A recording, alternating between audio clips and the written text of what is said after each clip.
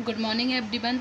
देखिए, BCom second year का आज हमारा जो सब्जेक्ट है वो है इनकम टैक्स। इनकम टैक्स में जो हमारा टॉपिक है वो पढ़ने वाले हैं हम कैपिटल गेन। कैपिटल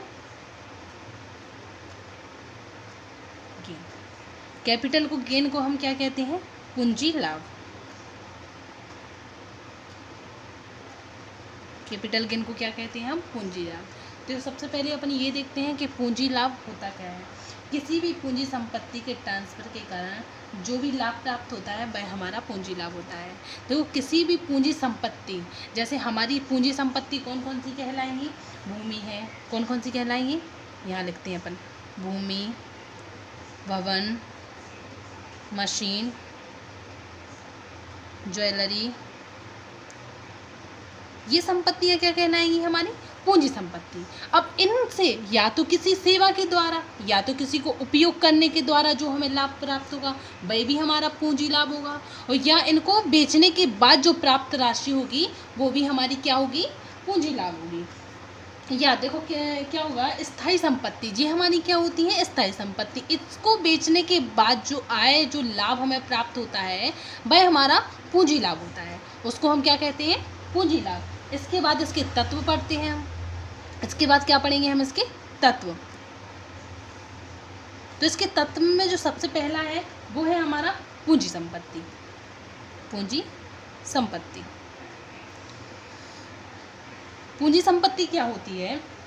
धारा 2(4) के अनुसार, धारा 2(4) के अनुसार पूंजी संपत्ति कोई भी संपत्ति जो करदाता के पास है, वह संपत्ति भौतिक रूप में या अभौतिक रूप में या दृश्य या अदृश्य रूप में उसके पास है तो वह संपत्ति पूंजी संपत्ति कहलाती है। अब देखिए, पूंजी संपत्ति क्या होती है? जो करदाता के पास है, जो अवेलेबल है, जो उसे दिखाई दे रही है। जैसे हमें हमारी पूंजी संपत्ति की गणना करनी है तो हमारी जो जो संपत्तियां हमें दिखाई दे रही हैं वह संपत्तियां किस में शामिल होगी? हमारी पूंजी संपत्तियों में शामिल होगी। अब बात आती है दृश्य और अदृश्य की। अब तो दृश्य और अदृश्य क्या होता है तो इसको हम दो पार्ट में डिवाइड करेंगे। पहला हो गया हमारा दृश्य, दूसरा हो गया अदृश्य।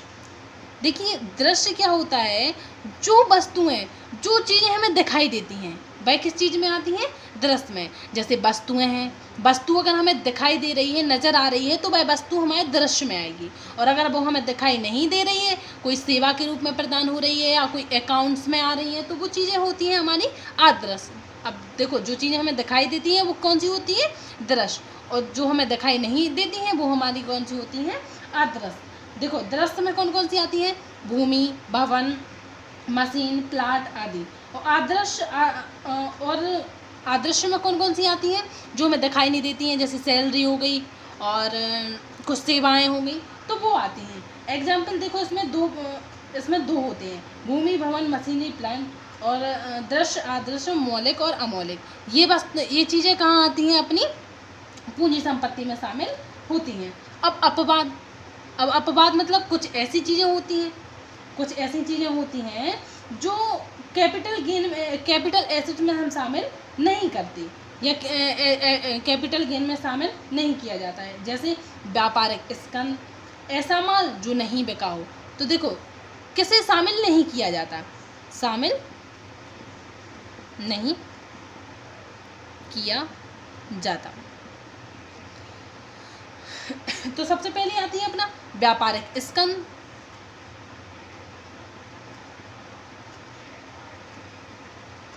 व्यापारिक स्कंद। दूसरा आता है ऐसा माल जो नहीं बिका। ऐसा माल जो नहीं बिका। निजी प्रयोग की वस्तुएं,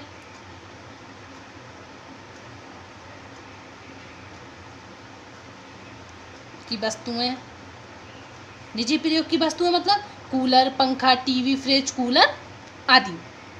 इसके बाद आता है अपनी जो आभूषण, कैपिटल यूजर्स कहा जाता है।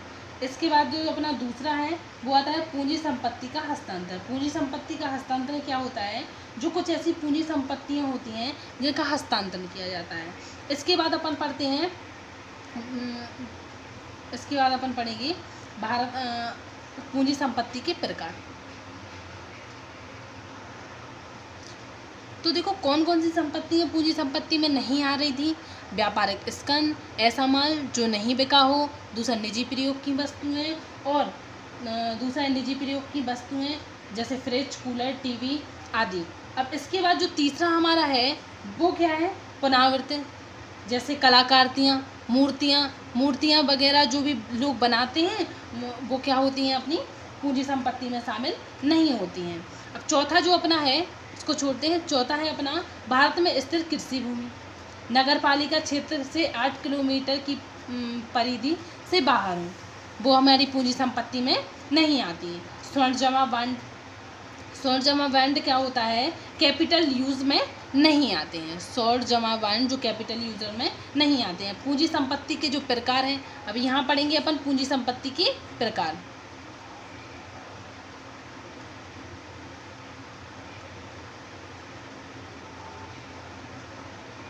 पूंजी संपत्ति के प्रकार में कौन कौन से आते हैं, 2 आते हैं। पहला है अपना अल्पकालीन, दूसरा है अपना दीर्घकालीन। अल्पकालीन पूंजी संपत्ति,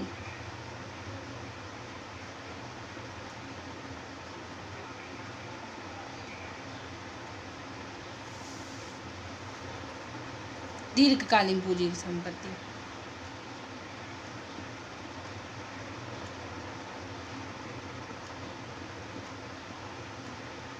देखिए अल्पकालीन और दीर्घकालीन पूंजी संपत्ति। अब अल्पकालीन पूंजी संपत्ति कौन सी होती है, जिसका क्रय करके 36 महीने के अंदर उसे बेच दिया जाए।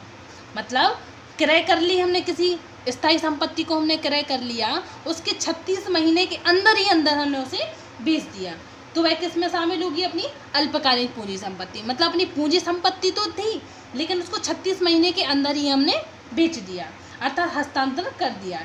इसके जो लाभ होते हैं वह शॉर्ट टर्म कैपिटल गेन कहा जाता था। इससे जो लाभ होते हैं वो कौन से उसमें आते हैं, शॉर्ट टर्म कैपिटल गेन में कहा जाता है। 36 महीने के अंदर बेच दिया जाए।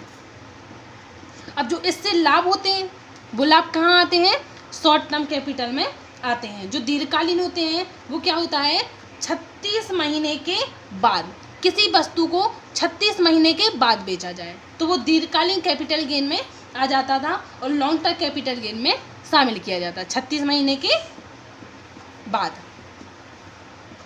ये 36 महीने के पहले बेच दिया जाता है और ये 36 महीने के बाद। अब आप लोग ये नोट कर लीजिए, फिर हम आपको आगे बढ़ा रहे हैं।